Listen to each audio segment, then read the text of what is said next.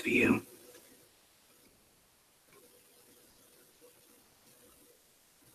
The last man who wielded it meant to cut your throat, but your mother fought him off.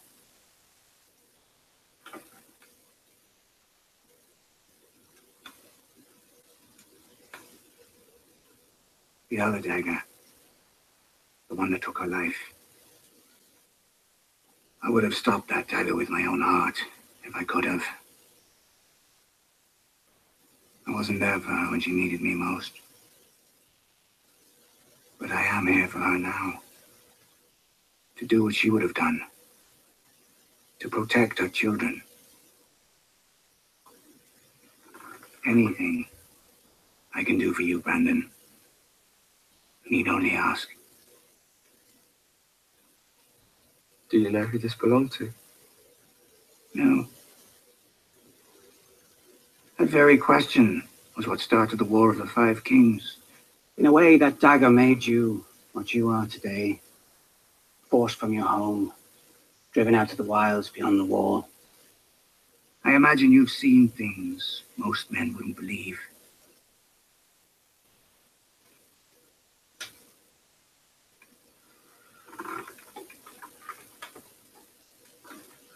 To go through all of that and make your way home again only to find such chaos in the world. I can only imagine. Chaos is a ladder.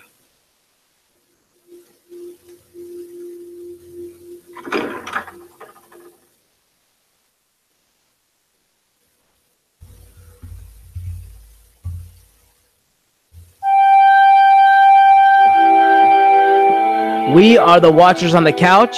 We are the voices that guide the realms of men. We are the Night's Watch.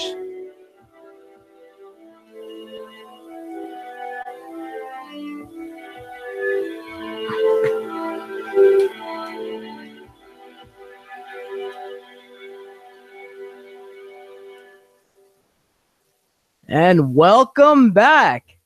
It's good to see everyone here. It's been a while. I know I've been away last week.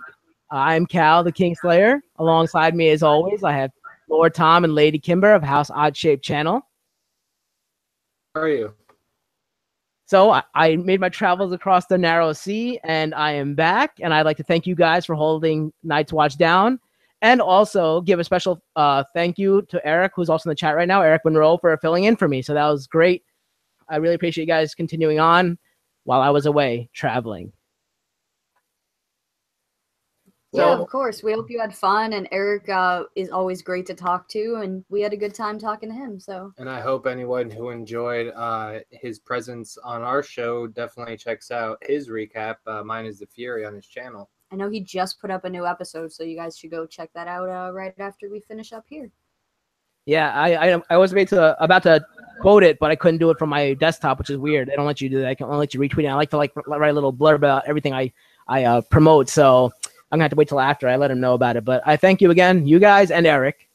As you know, I always wear my Night's Watch shirt. As you know, that was designed by Janine at Janine Devine and at G9 Designs. But today I'm actually wearing my Lord Commander of the Night's Watch shirt for a reason. We have to address something else happened also over while I was away, and we have to address the Frost Giant in the room. Unfortunately, 2 members of the Night's Watch are going to be leaving us next season, I think, because if I remember correctly, the Night's Watch oath says, I shall take no wife. I have it up right in front of me right now. So is there anything we need to report that happened while I was away, Tom and Kimber? I mean, if you didn't see the horrible, disjointed episode of Twin Peeps where we got nothing done because we were so giddy, we're engaged. So that happened. Yeah, so I mean, that kind of goes against the Night's Watch oath. But as Lord Commander, I can pardon. I just can't father children. No, it says take the wife. It comes right after until your death. So technically, if you die, I guess, before you guys get married and come back, you'll be fine, right? I mean, like pull a Jon Snow. Well, let's hope that doesn't happen. I'm not hoping that. All joking aside, I'm very happy for you guys. Congratulations from the Night's Watch. Okay. And, you know, let's keep adding to the family from, you know, you guys and then on. So I'm so happy for you guys. And I'm just joking. They're not leaving the show. I just thought I'd throw that in there. Thank you, Kal. We appreciate that. It's funny because I was messaging him before, and I'm like, "What are we fired? Kidding?" And he's like, "You'll see." And I'm like, "What?" Nice.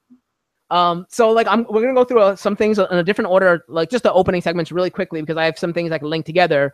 But the first thing I want to get to is a fan art. Like I know I always had the fan art. I'm up to my last fan art, so if you have any fan art, please submit it. We'll put up the submissions page at the end, the social media. But once again, it's from Heather, and I feel it's very appropriate for this episode of Night's Watch. I had no idea this was gonna happen, but it's actually very appropriate. It's actually Daenerys with her dragon Drogon. So wow. She did a really good job with this. I think it's my favorite of hers. That's why I saved it for last. But it's pretty cool because, you know, that is a huge part of this week's episode. So I think that was pretty awesome. Yeah, the feeling's really good. The next thing I want to get to is the Take the Black segment that we always pull off every week. And as you know, we featured my friend Danny the first week. Then we featured Eric, who did the recap for Took My Spot last week. This week we have a special Take the Black, and I know I'm gonna have to rotate the picture this time. I figured out how to do it. It's from my friend Jen. Rotating it that way. My friend Jen, who got her Night's Watch shirt recently. Also, this tags into this week's other segment, which is Happy Name Day. So we'd like to wish a very special happy birthday to Jen as well, because she not only does she take the black, but today's her birthday as well. So happy name day to Jen from the Night's Watch. So we were able to do both of those in one fell swoop. So that's pretty cool. So thank you for supporting us and the Night's Watch and Janine as well. So I know we've been selling more shirts lately too. So I'm anxious to see all you guys' pictures. Hopefully we can get them before the season ends, and we'll have some for next year too as well, or whenever the next final season comes back, I should say. All exciting news. Everyone in the chat is saying happy birthday, Jen, and so we would also like to say happy name day. So yeah, I hope she's still awake and she's watching this right now. I know she said she's gonna try to get on. She goes to sleep early, even though it's her birthday. She works in the medical field, so she goes to sleep really early because she gotta wake. She has these odd hours, but I hope she's seeing this. If not, she'll catch the replay. So happy name day to Jen, and thank you for supporting the Night's Watch as well. One more final bit of news is the Night's Box went out yesterday, and I know I sent the tracking Raven number to Bill, so hopefully he'll be getting it soon and showing us the picture of that.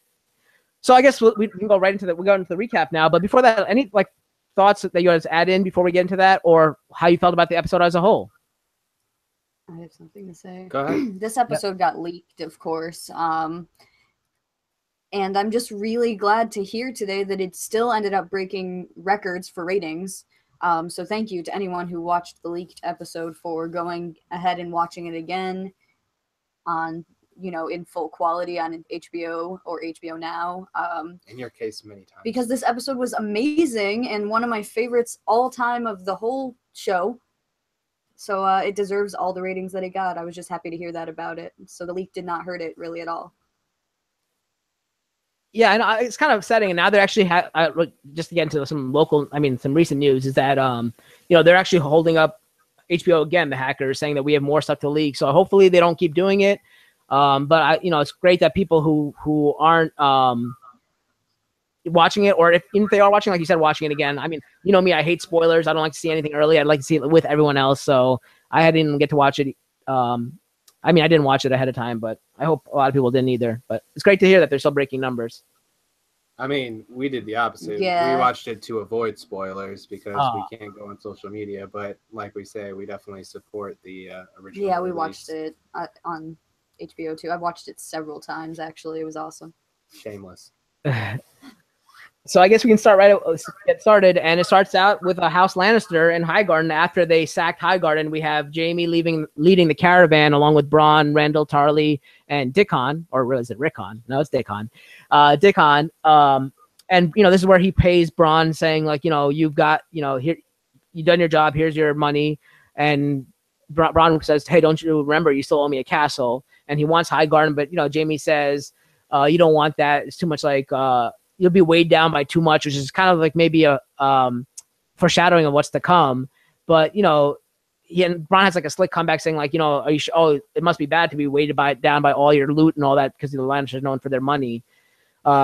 but Highgarden wouldn't be the right place for just Braun by himself because Highgarden's a pretty big castle. But he says after the war's over, I promise you a castle, and a Lannister always pays his debts. That thing that always comes around. Then we go to King's Landing, and we have Cersei meeting with Tychos of the Iron Bank of Bravos, and she basically all but pays her debt back. Saying the money's coming, it should be on its way, and the Iron Bank pledges their support. So do you guys have anything to say about the first, 2 scenes I should guys say with House Lannister? From the promo, I was like, when Jaime opens the back door and you see all the gold, I was like, my first thought was he's like, I can make so many hands. But we don't like this stuff's still in transit, but like I'm worried about all of it because it's all important. So there's definitely tension there because it's a resource and during the winter that's not going to be around, and that worries me. But I thought another thing that was interesting was seeing how like grizzled or like I'm talking about Tarly, like he's like offering to flog the men if they don't keep up with work. Yeah, well, he's known to be cruel. But like Randall Tarly. to see that his other son is more like Sam is super interesting. Where he's like, I didn't like at this point. Sam has seen more bloodshed than Rickon. It's Dickon. And I just thought it was cool that like his other son isn't like a carbon copy of him. Like when this guy dies off, I feel good for the one. Like the mom obviously has a lot of good in her. I wanted to say that I'm a big fan of Mark Gatiss. It's really nice to see him being featured a little bit more. Obviously, the Iron Bank teaming up with Cersei is a big move, so it's cool to see him interacting with her because they're both great actors. Do you think? I mean, like they kind of did portray Dickon a little bit differently. I know it was a different actor last season, but he was portrayed a little bit differently. He seemed a lot like his father, bragging about like, the hunt and all that. So, what do you attribute to that change? I mean, I think there's a big difference between hunting with your friends who he says those were my friends that I used to hunt with that I ended up killing, and to actual battle. Like, you might enjoy hearing war stories, but being in war is completely different. And like he said, he didn't expect any of that. He said it was glorious because that's what he knew his father would want to hear. But yeah, they're saying in the chat that he's not as cool. He's not as cool as our Randall. That's for sure. Yes, that is true. Especially when he's featured in a GIF with Kimber. So we turn from House Lannister to House Stark, and we're in oh crap, why is this? Oh yeah, I forgot because I just wrote to the other one. Oh no! Sorry about that. There you go. See, go away for a week, and this is what happened. Yeah. From the brilliant promo that Tom created that you saw earlier. This is Littlefinger, Peter Baelish, talking to Bran, giving him the cat's paw dagger back, which we know is Valyrian steel, which can play importance later. Saying, this belongs to you. This is the thing that almost killed you. I would have defended your, you saw it all in the promo, but I would have stopped this. I would have stopped the dagger that killed your mother.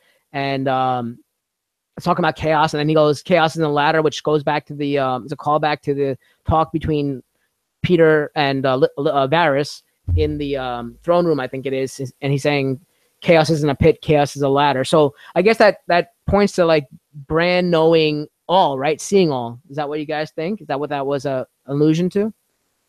Yeah, which is a departure. I'm sure many of the fans were wondering, especially book readers, if it had to be a place where the werewood was, because that's pretty much what it's like in the book. Mm-hmm. So it's interesting that confirms that he sees pretty much everything, which is a big upgrade. And kind of, like, I know we're kind of been hating on Bran, but I think he even emphasizes it more in this episode that he's not Bran. So he's not going to act like he's a robot.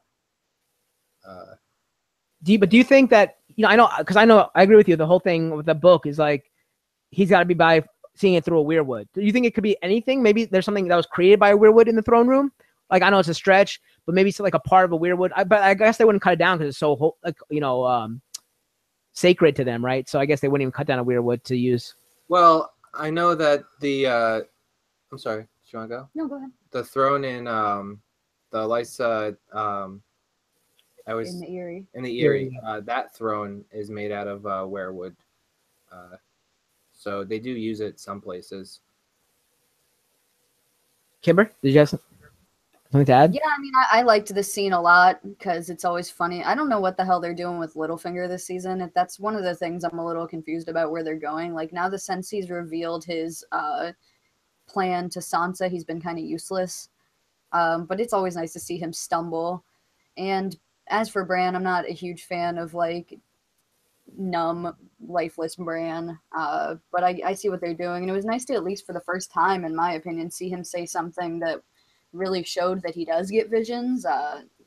Like, it's not so vague as he has been in the last few episodes. So that was nice. It was also funny. The meme that I saw today was like, I think I shared it on Facebook. It's like, hey, John, you look beautiful in the cave with Ygritte. Yeah. And John just like, it was just really funny. I just thought of like him saying in that monotonous voice. Yeah, the memes have been crazy this season, and I love every bit of it. Like, the next day after an episode, my whole feed is memes, and they're all hilarious. The bend the knee one is yeah, my bend favorite. the knee. Yeah. We've had a lot of heartwarming reunions and stuff this season, but we do have one goodbye actually this episode, and that was between Mira and Robot Bran.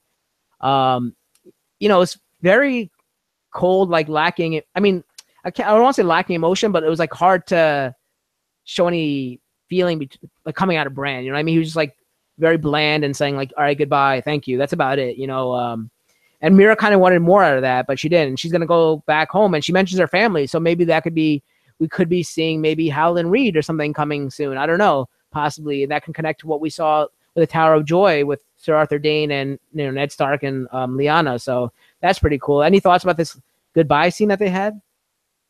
Yeah, it's sad to see her go. She's helped him through a lot, and to know, thank you even really from this dude because of unfortunate circumstances, revolving their situation. Her brother is gone. She's going home by herself to who knows what, and really the only thing that would be cool about it is maybe we'll get to see Howland Reed, and the area that they're from is very interesting, and I would love to see their interpretation of it. So that would be the one thing I would have to look forward to is potential Howland Reed action. Yeah, I completely agree. I've been wanting to see Howland Reed this whole time. For a while, I was hoping that he was the High Sparrow. The High Sparrow. I'm glad he's not but I mean, in the books, he's one who can I can't say it. Legitimately. Or legitimize. Legitimize. Thank is you. What you're going. John. So that's always something that can show back up. Maybe Sam has something that connects something to Howland Reed from the episode before. I don't think we got much Sam this episode. No. But no. I don't know. I liked it. There's very little about this episode that I didn't like.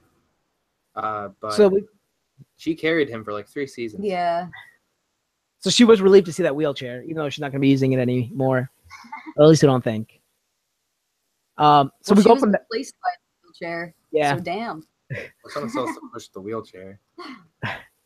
We go from that goodbye to a reunion, another reunion where we see Arya return to Winterfell. She stopped by 2 inept guards. She managed to slip by. They report to Sansa, and she goes, "Don't worry, I know where she is."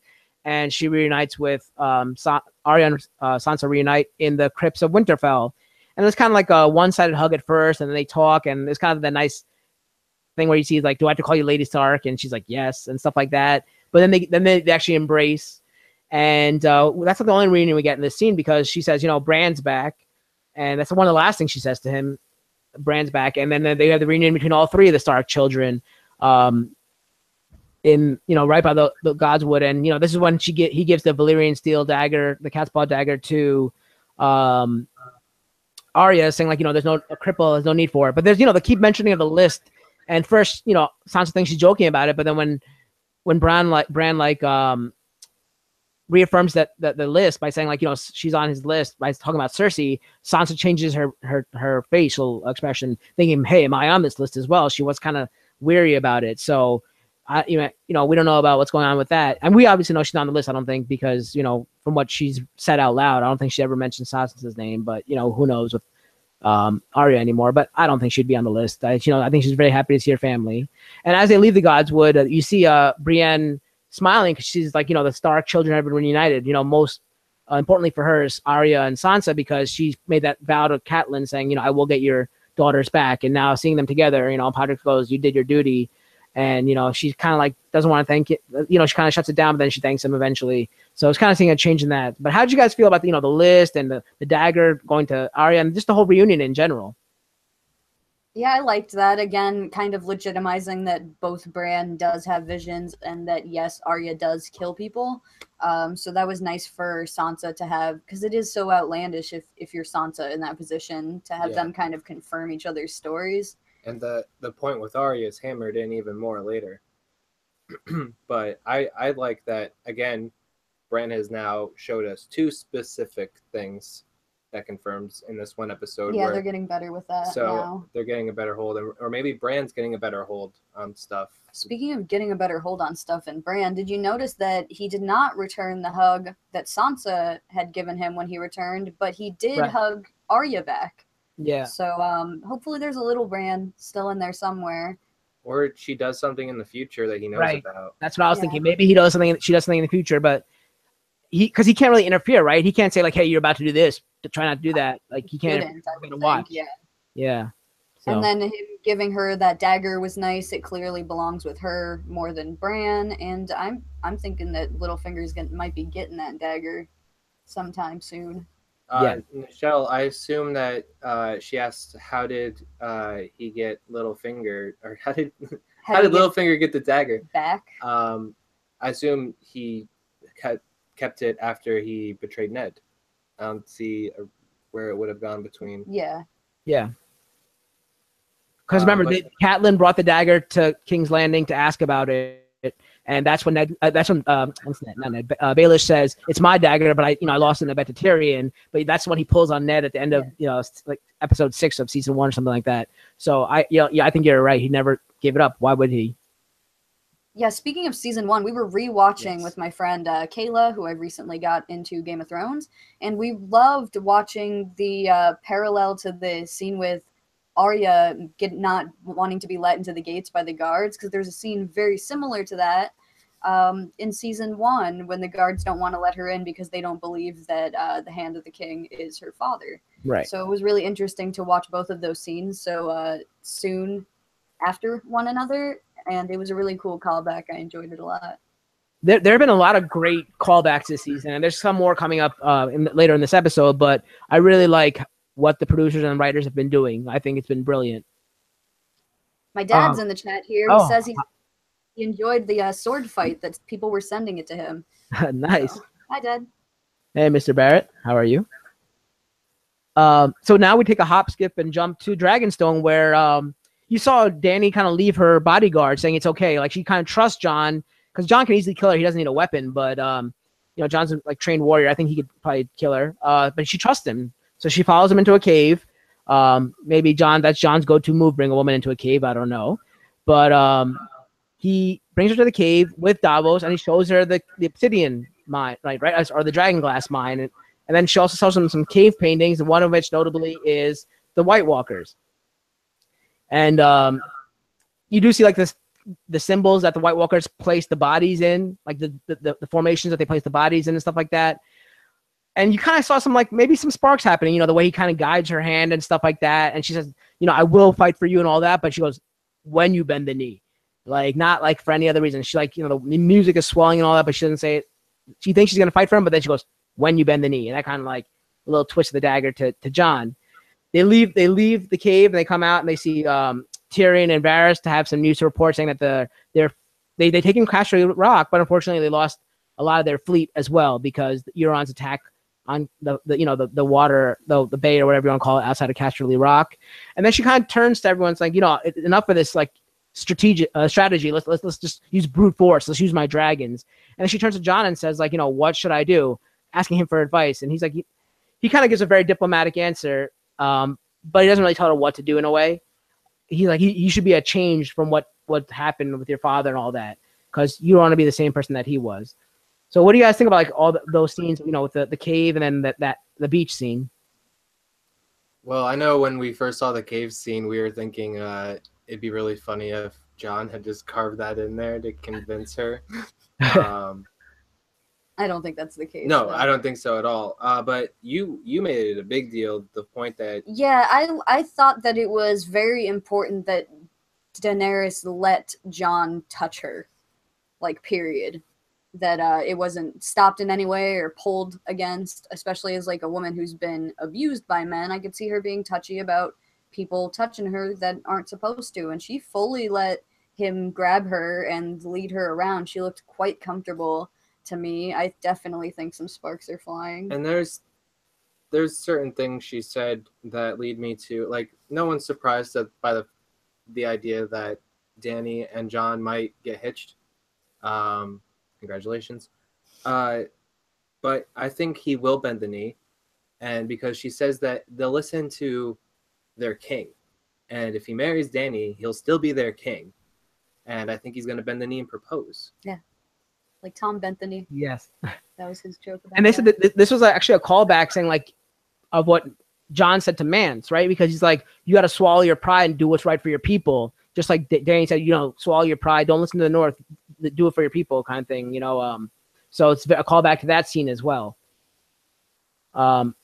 We go back to Winterfell and we see, the battle that, Podrick is training with Brienne, but then Arya comes through and goes, I want to train with you because you're the one who beat the Hound. So, they have a good sparring match, which you see like a lot of other styles. Like you see her during the water dance, how she's very quick and agile, moving around. But then, like, you see some of the training that you see from the Hound, saying, when someone wears armor, go for like the knees and go for where the armor meets, not where the armor is. So you see her like kind of like jabbing at those spots with needle when she has needle, and then the little kip up she does is from like when she fought the Waif in the training at the House of Black and White, right? So it's pretty cool to see all those different moments in that fight. But I don't know if she should be able to take Brienne in a fight, but it was pretty fun to watch. I thought it was pretty cool. And, Brienne was obviously using a training sword, so it's not obviously the same as a real sword as well. So, and then you saw like Peter watching on like, oh shit, and kind of like Arya watching on, not Arya, Sansa watching on like, oh shit, like Arya's a badass. So that was pretty cool to see. Yeah. Anything about this scene? Yep. I loved this scene so very much. Everything about it was awesome. I loved her saying, like, I don't want to fight the Master of Arms. I want to fight you because you're the one who beat the Hound. Like, the mutual respect between these two kick-ass ladies just was blowing my mind. Like, I hated Arya last season.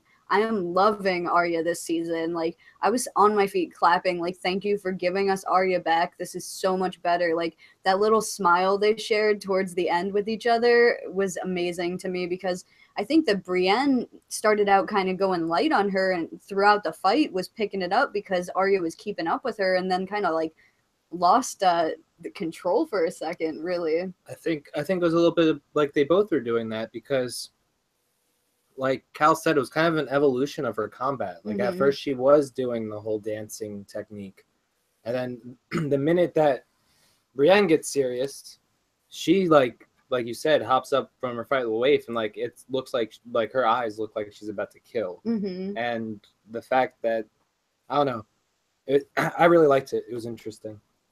Yeah, I thought it was a highlight of one of the highlights of the episode for sure, because who doesn't want to see that? Arya versus Brienne. There was a lot leading up to the scene and a lot of like back text that made this interesting, because I do kind of see them like Brienne kind of similar to what Arya could have been like had she not been through so many horrible things. And the POV shot. Oh yes, that was awesome. There was a point of view shot from Brienne's point of view when Arya had the sword in her face, and it was awesome. Like, you don't get a lot of point of view shots in Game of Thrones, particularly from characters that aren't like Bran or something. So it was really neat to see like the standing tall over Arya view as she has the knife in your face. I was a big fan of that shot. It was good. Corey in the chat says Arya versus Brienne was kind of like Dooku versus Yoda, so I thought that was funny. Nice. So we go from there back to Dragonstone, and we see Jon and Davos walking down the steps towards Brienne. I'm saying Brienne so much because we're talking about her. Towards No, I'm saying Melisandre. Missandei. Yep, Missandei. Thank you, Missandei. And we had that little talk about having less men, and then Davos corrects him saying fewer, which is a callback to Stannis correcting him. So I know Eric's going to appreciate that in the chat. And they talk about, like, you know, marriages and titles and all that. And she says there are no bastards in North because, you know, there is no marriage. And he goes, how liberating. So that was a kind of cute little scene. But, you know, we kind of, as the audience, we do kind of know the truth of Jon's lineage, right? But we, like, they're not privy to it yet until, I guess, Bran and Jon talk, and if he even reveals it, you know, I don't know if he can even reveal it, seeing how the way he's been. Then you know, we see a Greyjoy ship come in, and we see the reunion between Jon and Theon, and you know, Theon's kind of nervous to see him. He looks down, he's very ashamed of his behavior, and Jon goes up and, like, you know, does what Jon does. He grabs him and says, you know, the only reason why you're alive is because of what you did for Sansa, because even though he betrayed Robb and all that, saving Sansa probably meant a lot to Jon. Even though Jon wasn't that close, I feel Jon was a lot closer to Robb than he ever was to Sansa. But I guess doing that one little noble deed that Theon did, you know, pardons his life. And he said, I can't, you know, there isn't many people left in this fleet. And, you know, he came back to look for the queen, and he said the queen's not here. So any thoughts about that before we get to the heart of the episode? Yeah, you skipped my favorite part of this, which was the part leading up to them talking to Missandei, where he was kind of saying, like, oh, what do you think of Daenerys? And he was she has a good heart. And he's like, I saw you looking at her heart, which we all loved because, like, they're talking about it on the show now, and it launched 1,000 fanfics, I'm sure, just that line. But also, I like the subtle, like, Davos thinks that Missandei is so sexy thing, because, like, I do very unsubtly also think that Missandei is painfully attractive. So, like, he's like, speaking of good hearts was his comment after he was just saying, like, I saw you looking at her heart or whatever. I loved it. It's so subtle, but it's definitely there, and I think it's really cute. Like, he's a respectful guy. He would not ever say anything disrespectful to her, but I'm just loving watching his admiration of Missandei and her beauty. Tom, anything? All right. Okay, so we go then we go to back to the caravan that's going to King's Landing, and we have Randall Tarley telling Jaime all the golds have been safely through the gates of King's Landing, but now they're working on bringing the grain back, so they know the food is still on its way. And he kind of says, like, I should start flogging them and stuff like that. And he goes, Jaime says, you know, maybe we should warn them first. So Randall rides away, and they go find Dickon, and they say, you know, Jaime messed up his name again, and says, how'd you find the battle? And he goes, it was glorious. And then Bronn goes, listen, your dad's not around. How do you really feel? He goes, you know, it was really hard for me because I grew up with some of these people. You know, they're Tyrell Bannermen. I grew up with them. So as they're talking, you hear, like, a rumbling, and Bronn's like, you hear that? And, like, Jaime, like, gets alert and tells everyone to start, you know, grabbing their shields and spears, because they see, like, you know, they hear a rumbling, and they know it's probably oncoming cavalry. And when they look up after, you know, a few shots, they look up and they see an oncoming Dothraki horde with Daenerys flying above them, which is a beautiful shot right here. And, like, just seeing Bronn and Jaime's face when they see the dragon, they're like, wow, like, just seeing that. And, you know, so then Dany, you know, there's a lot of, like, back and forth action going between the Dothraki and the Lannister infantrymen, but the cool shots were, you know, Drogon flying in and lighting everything ablaze, just leaving, like, trails of fire. It's really cool to see that, because besides seeing him burn the ships, the last time we saw him, like, breathe fire was, I guess, maybe in Pyat Pri, right, burning him, I think, or maybe one of the people in Yunkai or something, I guess, one of those slavers. I don't know. Well, I guess we didn't see Drogon do it. The last time Drogon's probably doing Pyat Pri, I guess, or it might have been when he lit the whole thing on fire. So that was cool to see. And then, like, you just see the whole battlefield ablaze. So, like, you know, you see from Jaime's view, and you see Tyrion climb up on the little hillside. But just seeing Jaime, like, looking around, and just seeing all the devastation. You see people's faces, like, melting, and you see people, like, turn to ash, and the ash just blows in the wind because that's how, like, hot they got, and they, you know, that's how burned they got. So that was crazy to see. Bronn's being chased by a Dothraki, like a Blood Rider. He gets off his horse to get through the little barricade. The Dothraki gets off. You know, he's running away, and he finally gets to the Dothraki chases them to, like, a little wagon. Inside the wagon's what they call the Scorpion, which is that ballista I was talking about from 2 episodes ago. Shoots the Dothraki into it. through the Dothraki, hits the wall. Then he uses it to aim at Drogon, and the first one misses. And that, now Dany sees that they have a ballista, but she's still coming at him. And then the second one actually clips Drogon, and he starts falling down, and that makes Tyrion worried. And now you see Dany start falling. She burns the wagon, like Drogon burns the wagon. Also, when he burns the wagon with the scorpion on it, when Drogon lands, he uses his tail to smash the scorpion. Now you see Dany start to take out the spear. And while this is happening, we see Jaime pick up a spear and start riding towards Dany, heroically, bravely, trying to end the battle right there, going at a dragon and Dany. And he gets close. I don't know why he didn't throw the spear, but I guess he just wanted to lance her. He gets close. he gets close. He can't throw. Oh, I guess, yeah. Well, he gets close, and then unfortunately, Bronn probably kills him here because he jumps off. I guess people say saved him, but he can't swim with one hand, and with all that armor, who knows? We'll see what happens. Because this is a cool shot, seeing Drogon's head turn in front of Dany, it just appears in front of Dany, and then the throat start lighting up and the fire coming out, and you see Bronn jump and knock Jaime off the horse. And the next thing we see is Jaime sinking into the water, and that's kind of how the episode ends. So, I mean, there's just all this action that happened in this last few, you had me cheering for certain things, oh, it's awesome to see, but then I got worried for Drogon. Is Drogon gonna die? And then seeing, we were kind of like Tyrion's.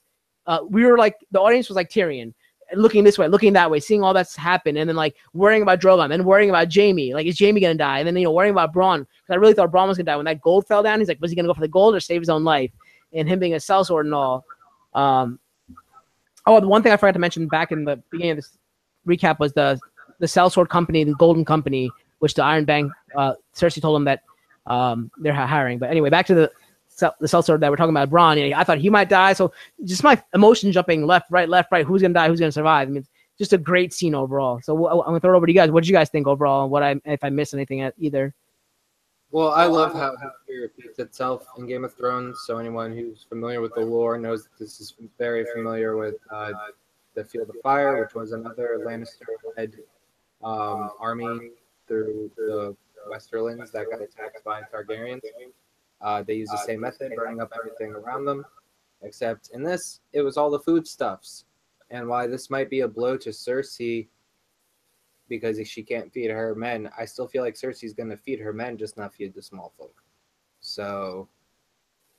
Yeah, the thing I find most interesting, and it's just starting to happen at this point in the show, is I was talking to Morgan, and he was seeing the scene very differently than I was, because you really see who you side with, when Dany and Drogon are flying at Bronn with the scorpion pointed at Drogon, your heart tells you okay, I would miss either one of these people, but I'm on Dany's team is where I'm at. And he was very much on Bronn's team when I was talking to him. So you get very different experiences based on who you side with, and it's cool. Well, it's the same thing like you said for the storm on Casterly Rock, when you were oh, it's we're the orcs. Yeah. It's cool how we're seeing an alternative side and rooting for it, as opposed to them just being blank slate, good versus evil. Yeah, because when Oberyn is fighting the Mountain, for instance, you know who you're rooting for, but when you get down to it and you have the Lannisters and you have Bronn on the board and Tyrion and Dany, it gets more difficult to make the decision of who you'd really like to win. And I thought for sure that Bronn was gone when that bag ripped open and the gold poured out.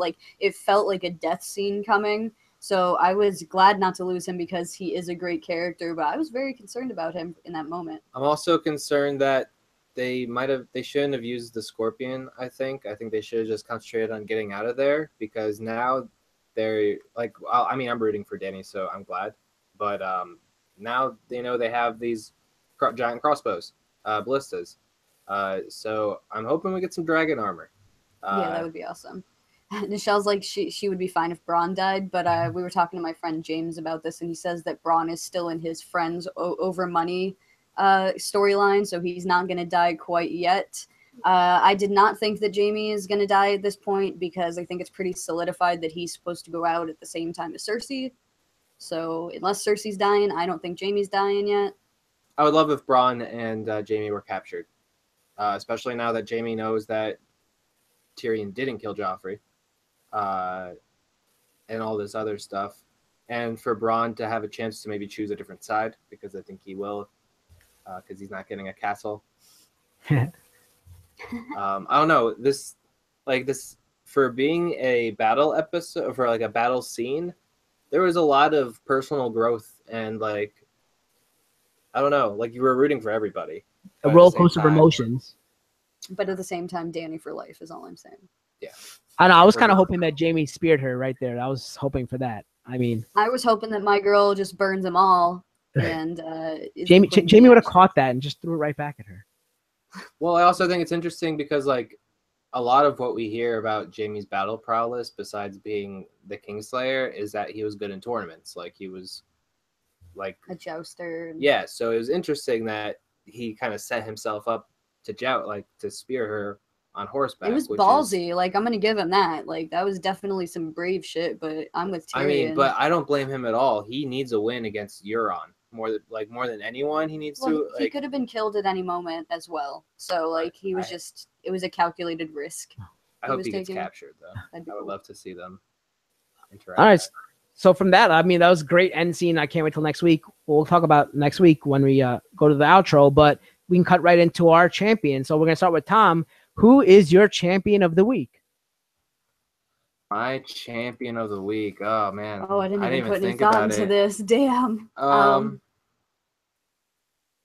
know what? I'm going to give it to Bran. I think he kind of made a comeback in this episode. What about you, Kimber? I'm going to give it to Drogon. He got wounded in this field, and he really made the episode something amazing. Just seeing a dragon blowing fire over this army was something to be seen that we've never got on the show before, so I'm going to give mine to Drogon. Did I say Bronn or Bran? Bran. I said Bran. Okay, good. I think I like what Tom is saying. I think Jaime needs to win over Euron, so I'm going to give my champion to Jaime, because I don't think I've ever given Jaime before, and him being my favorite character and all. You know, he really proved he's a badass. Like Bronn said, "Hey, get out of here. You know, you're not needed for this fight. This is probably knowing that they might die here." He's like, "Get out of here," and Jaime's like, "No, I'm going to stay and fight." And also how he went at Dany and Drogon. You know, so I have to get to him. On the other hand, though, we had to talk about our shame bell. So for our shame bell, I think I'm going to have to give my shame bell to... I don't even know. Like, I really honestly didn't think about it either. Probably Theon, just the way Theon came back. So hold on. Shame. He came back all like sad and everything. And like, you know, just he really didn't have anything to say to Jon. What can you say? So he was really pathetic. I love Theon's character, but I just had to give him the shame bell because I don't have anyone else to give to that, because I think everyone did a great job this week. What about you, Kimber? I'm going to give mine to Littlefinger, because I think it was a shame. Okay. I think it was a very stupid move to put that dagger into play with the Stark children, so I think he might have just given them his own murder weapon, and I'm picking Littlefinger. All right, Tom? I have to agree. Littlefinger? Shame. He's completely out of his element at this point. He's strictly a political mover. And now there is physical prowess, another mind that he's created in Sansa, where she's like plotting now. And Bran is completely out of his league. So Baelish needs to get out of there. He needs to put the Bael in Baelish. All right, so we're going to start getting our callers in. But before that, I kind of hear something in the distance. So that sound means we are going to our Raven from Castle Black and our poll. So, Lady Kimber, will you do the honors? Sure. Thank you, everyone who voted in our poll. We got a whopping 306 votes on this one. So thanks. That's awesome, guys. The Kingslayer here asked, what is Cersei's response to the ambush going to be? Let's do lowest to highest, I guess. The lowest score was other, with people replying their things in the comments here. They had only got 7%. The next up was to reinforce. No, wait, wrong one. To acquire Eastern allies. This could be potentially a good move for her, There's definitely people out in the East who do not care for Dany, so it could... Dario. Tom has the Dario traitor theory, but that got 25%. Next up, we got reinforcing King's Landing. Also could be a really good move for her, 28% of the vote. And the winner of this poll is Send Euron to Dragonstone. I would not hate this myself. Could be really interesting to watch. Let me check. If you guys want to have some comments real quick, I'll see if anybody said anything mind-blowing in the... I know someone said they're going to get a dragon egg or something. That was one of the things someone noted, but I doubt that's going to happen. But, you know, bringing another dragon out of nowhere is kind of not... It's like Deus Ex Machina kind of thing, so I don't know if that's going to really happen. Yeah, Kim says that she could go after the Unsullied at the Rock if she thinks that Jaime is dead. Maybe she'll try to reach out to Winterfell if she thinks that, if she doesn't know that Jon is dealing with Dany. Mm. Well, he got a letter from Cersei saying come and bend the knee, and he's like, no, I'm good. I'm go see Dany. At Kennedy_Chanel_ says that she's going to get a bunch more of the Scorpions and put them with all of her armies. Like, not only should the dragons get armor, Dany needs armor too. We see all this cool Targaryen like fan art of like old Targaryens who are wearing like battle armor. Yeah, at Count Kev was the one who said the comment about the dragon eggs, and we also got at It's a Sid's Life said surrender peacefully or burn to death in the Red Keep. So that's a person after my own heart. I'm gonna go ahead and like that one. Well, we did see the future like vision, right, while she was in the House of the Undying with the ashes in King's Landing, so we never know. Yeah.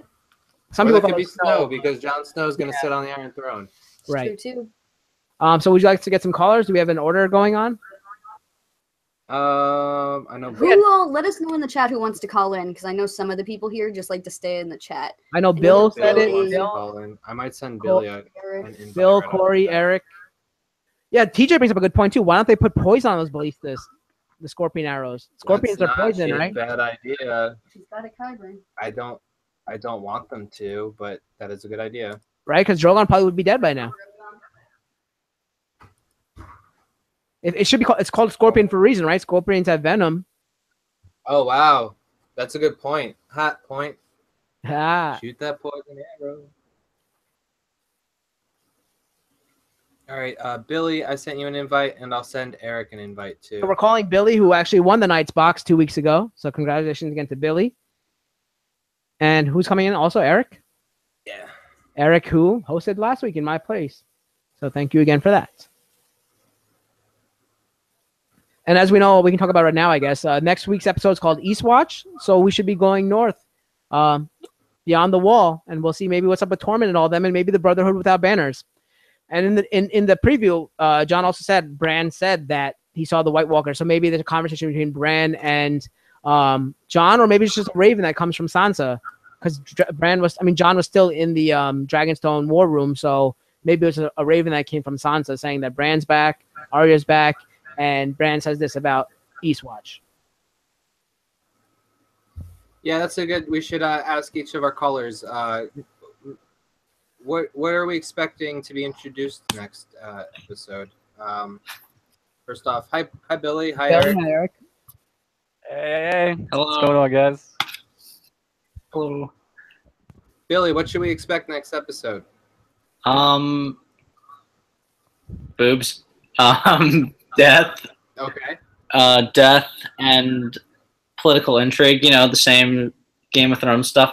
I feel like a main character is going to die before the end of the season. So there's a 50-50 chance that could happen next week. I mean, who do you think it's going to be? Say it right now. That's very hard.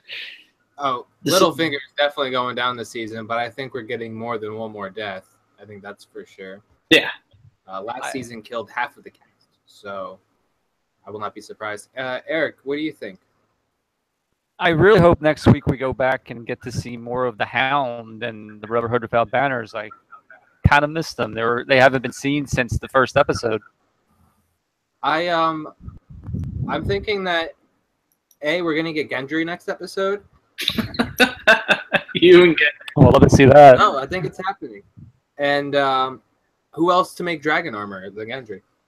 And I think that we're going to get Hound coming through Winterfell, and it's going to be really interesting to see Arya and Brienne react to the Hound coming through there. That'd be cool. That would be really phenomenal. That'd be awesome. Hashtag where's Gendry? So awesome. I love Gendry. I do hope he comes back. No, he was cool. There's He rumors. was cool. And Gendry is the last Baratheon left with true Baratheon blood in him, so it's kind of important. That's These are true. all valid Though. He knows a bastard. Cal, did you want to ask them anything? Yeah, I was gonna actually. What do you think is gonna happen with Jamie and Bronn? Like, I know, I don't forget who is Tom or Kimber said. Are they gonna get captured? I think Tom was saying he's gonna get captured. Do you think he's gonna get captured, or do you think they're gonna get away? I feel like I was about to say I think Bronn's gonna get away. I think Jamie's probably gonna get captured. I mean that's just me because I don't particularly like Jamie Lannister. I understand, and it's really interesting, but I don't particularly care. Can we cut his mic? I knew you were gonna have this reaction, Cal.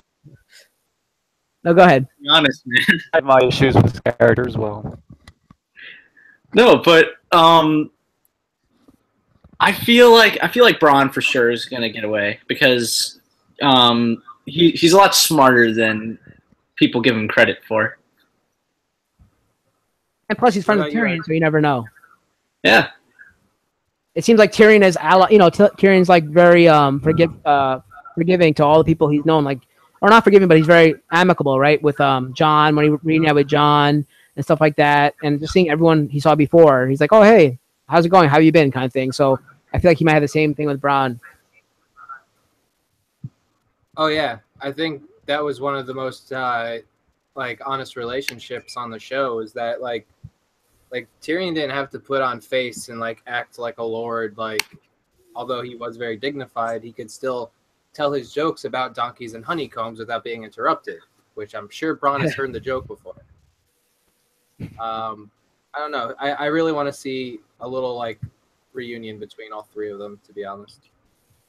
Any thoughts about the episode as a whole? I have to be honest. I think if Tyrion was ever in a position where he had to choose between Dany and Jamie, he would choose Jamie. Yeah. Like I don't know what the situation would be, but he would choose Dany. I don't believe he would ever truly betray or go against Jamie. I'm going to second that, Eric. I mean, blood is thicker than water, and as good of a queen as Daenerys has been to him,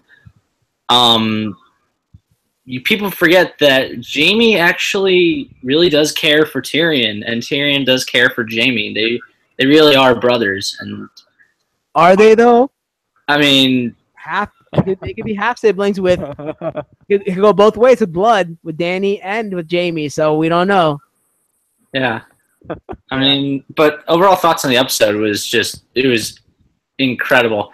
I found out that the guy that there was a guy that threw a lance at the dragon. He's a pitcher for the Mets. Yeah, Noah Syndergaard. No, he threw Yeah. it. He actually threw it. He threw it at a Dothraki. Yeah. Oh yeah. And He plays. They call him Thor. His nickname is Thor on the Mets because he looks like Thor. yeah, he does. He's got a lot of hair. But I did not know that. So that's another cameo. But it's not as big a deal as Ed Sheeran because. Yeah. And I got to talk about Bran before I go. Just fuck that guy. Just fuck that guy. I hate him. He's just acting like. But he's not Bran though. Did you turn Billy's mic off? No. Put him back on. Wait, you muted him? You muted him for Bran, but not for Jamie? Come on. I don't like Bran. I mean, what a shitty thing to do to Mira. I don't care if it's. There's got to be Bran in there somewhere that's like, oh shit. I mean, Mira even says, she's like, Jojen died for you, freaking Hodor died for you, and that almost got me just because it reminded me of. And Summer. That scene, yes, and Summer. And yeah, I had to go on that mini rant. And before I go, I have to congratulate Tom and Kimber. I did not get to tell you Oh, congratulations. thank you. Thanks, guys. Congratulations. So before we get to Eric for last thoughts, Billy, where can we find you? You can find me at bbusterbill. All the B's are capitalized, and it's on Twitter. And you can just chat to me about anything, whether it be just Game of Thrones, Superman, Lost, really anything. And yeah, you can also find me everywhere on Odd Shaped Panel. I'm a frequent caller and contributor, and yeah, this has been fun. I can't wait for my Xbox. So my box to come in. Hopefully, you can get it next week. Yeah, I will definitely take a picture as soon as I get it. Cool. All right, Eric, what do you think about the episode, and what else? Where can find you? Okay, I thought it was phenomenal. The episodes just keep one-upping each other. It was absolutely fantastic, and the best part of the episode, of course, was when Davos said, "Fewer, invoking memory of his fallen king." I smiled all night just because of one little word. I was just so happy. I knew. As soon as I heard that, I'm like, I gotta be honest. he's gonna love it. He's gonna love it. So I can't wait to see Minds of Fury. So you want to talk about Minds of Fury before you go? Yeah, I just uploaded the newest episode tonight. You can find that on my YouTube through my Twitter, which is at mmkoch, Koch 200, and let me know everything you think. I just can't wait for next week. And once again, Tom and Kimber, congrats. Thank you so happy for much. you Thank too. you. If you want a quick way to get over to Eric's channel, if you look over here or here, one of these things, it'll say suggested channels on the side, and you'll see Kal's channel for Aftermath, and you'll see Eric's channel for Minds of Fury. So definitely check that out. But thanks again, Eric, and I'm sure we'll be talking to you soon. Of course. Bye, buddy. Love the show. Love you guys. How come no one's congratulating me on a safe journey across the narrow sea? You know how dangerous it is. There's pirates and everything. Come on, guys. You go across in a box. Tom proposed to me when you were gone just to steal your thunder. Is what it Oh, is. that's what it was. I see how it is. You know, I still have the power to behead you guys and stuff. Oh, shout out to Jeff in the chat. Thanks Yes. for joining us Yeah, on the thank channel. you. I'm glad you found us too. Yeah, he's a new follower and everything. So thank you for the follow and the support. Oh, great! Thank you so much. We're gonna have all our social media at the end for you know, all you guys to see, all the newcomers. So anybody else? There's Raul, and I think Corey wants to call in. Hey, If guys. anybody wants to call in. Let us know. We'll put you on. But I think this is it. After that, unless people want to. Oh, Flower Man. Is that me? I asked my adult brother to instead of a flower girl, we're gonna have a flower man. So he's already agreed to do it. What's up, Corey, Raul? What's going on? So thoughts on the episode? Well, what do you think is gonna happen next week? And your thoughts on the episode as well. Hello. Next week, I And think don't say it's gonna that be Sam sitting on the Iron Throne next week, because that's not gonna happen. no, I think that the White Walkers, they're gonna destroy the wall. Yes, Next week Yes. already. that is coming. Yes. Yeah. There's only 3 episodes left This season. this season. Yeah, Yes. because they're gonna destroy the wall, and then for the season finale, 2 episodes later, you're gonna see the White Walkers get into Winterfell. That will be the cliffhanger. That's my Ooh, prediction. Nice.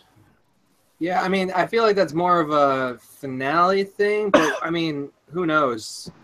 Anything could happen.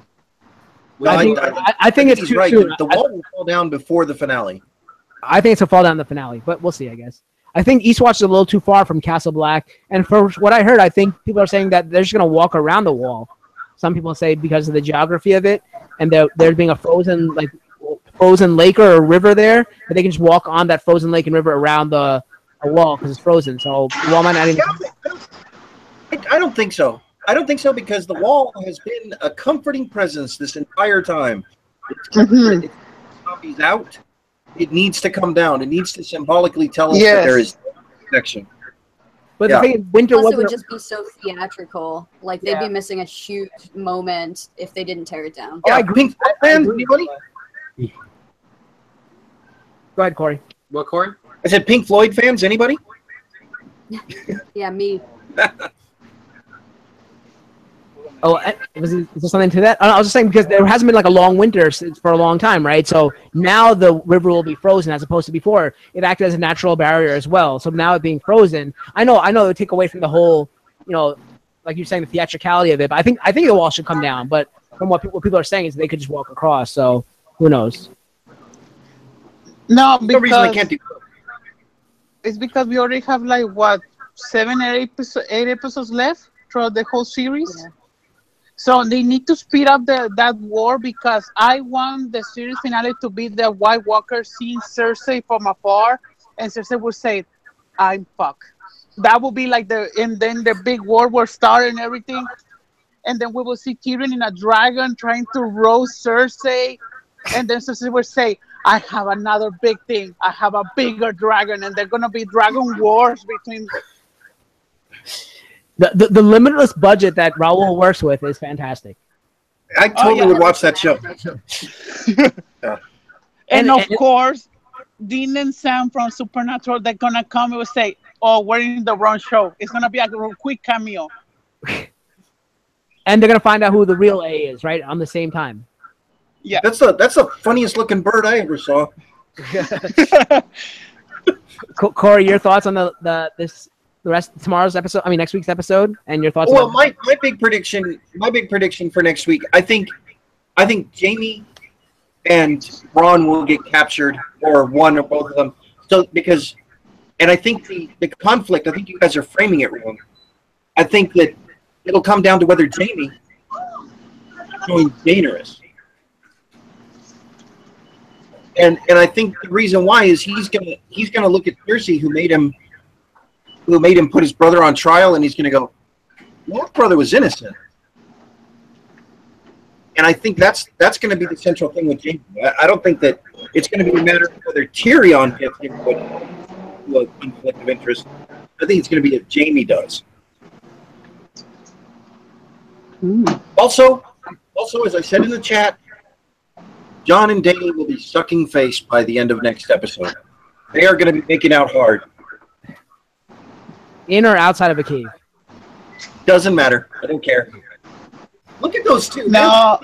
The entire end of the series depends on Daenerys and Jon having chemistry, and boy, do they have it. Michelle didn't agree. She doesn't see the chemistry. I think they're gonna do like a telenovela twist on it. I think that when they're gonna kiss, Melisandre or anyone or Bran will say, "You're the next Targaryen," and Jon will say, "Oh no, but you're my cousin," and then they're gonna start. Aunt. He's gonna think for the whole series. Sorry, the end. If he's gonna pork Daenerys or not. I think he'll just go, "You know what? Screw it. It worked for the Targaryens for generations." And they're both Targaryens, That's true. right? So. Yeah. Like on the scale of incest in Game of Thrones, we have like twins sleeping together like since they were children. So like on the scale of incest on the show, it's really not that bad. Like his aunt of his, the sister of his father, neither of which he's ever met in his life. It's slightly less gross than the other incestuous That's true. relationships on the show. That's what I'm saying. But yeah, that's true. Yeah. To us as the viewer, but how would he feel about it? In other I don't know, telenovelas, man. the main couple are second cousins. Because like,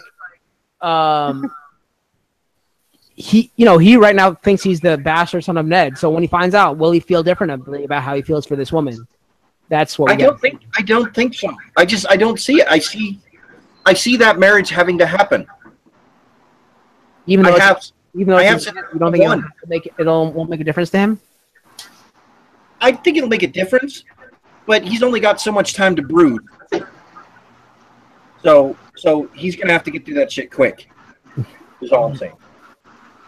All right. Any other last thoughts before we wrap up with you guys? Where we can find you, Corey? Any last thoughts on where we can find you?